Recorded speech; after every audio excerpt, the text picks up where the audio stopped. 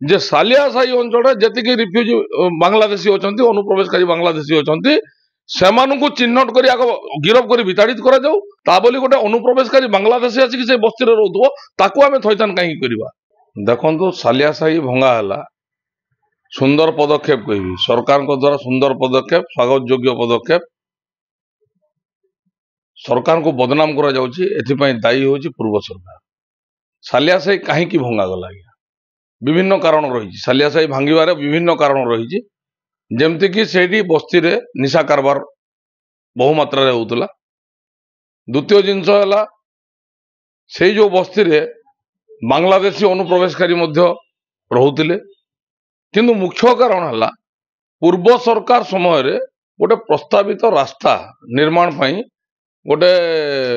प्रस्ताव आनीला पूर्व सरकार 13 किलोमीटर गोटे रिंग रोड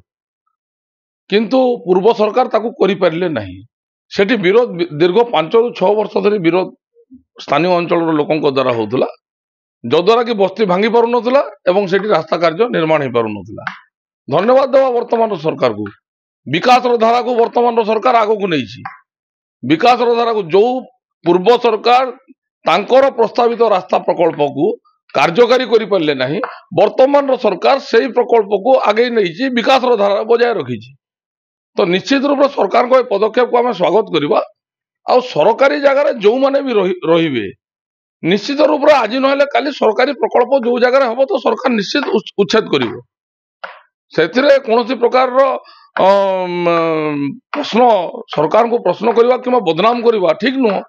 सरकारी प्रकल्प जदि हूँ सरकारी जगह थी कि सरकार तो कौटू कि जगह प्रकल्प तैयारी कर निज जगार कर तो जो मैंने सरकारी जगार रोचे उच्छेद निश्चित शुणु सरकार कौच थैतान थैतान केते मात्रा केते जन को मु भी कहबी निश्चित रूप से थैतान हमार आवश्यक रही किंतु समस्त परिचय पत्र कागज पत्र चेक करके थैतान कर आवश्यकता रही जो मैंने योग्य से थैतान कर आवश्यकता रही बोली गोटे अनुप्रवेशकारी बांग्लादेशी आसिक से बस्ती रोथो ताकू आम थैतान कहीं करवा।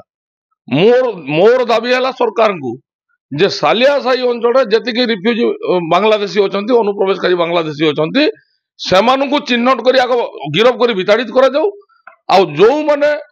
आम स्थानीय लोक रोचंती सेठी तांकर थैथान करा थैथान न करके उच्छेद मु ठीक बोली भावुनी किंतु सरकार कहते किछि मात्रा थैथान होइछि